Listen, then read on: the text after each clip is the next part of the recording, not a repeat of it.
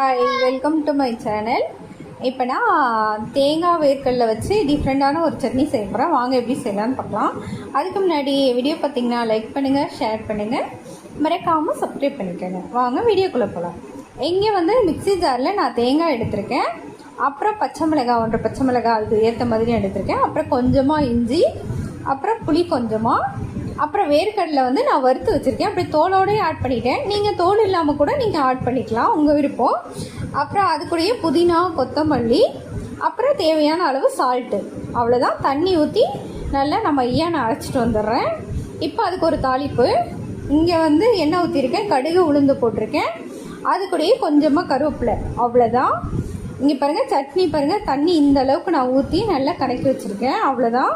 இப்போ நம்ம தாளிச்சதை அதில் ஊற்றிட வேண்டியதான். அவ்வளோதான் கைஸ். தோசை, இட்லிக்கு சாப்பிட செம்ம டேஸ்ட்டாக இருக்கும். கண்டிப்பாக ட்ரை பண்ணி பாருங்கள். ட்ரை பண்ணி பார்த்துட்டு எனக்கு லைக் பண்ணுங்கள், ஷேர் பண்ணுங்கள், மறக்காமல் சப்ஸ்கிரைப் பண்ணிக்கோங்க. Thank you guys. சாப்பிட செம்ம டேஸ்ட்டாக இருக்கும்.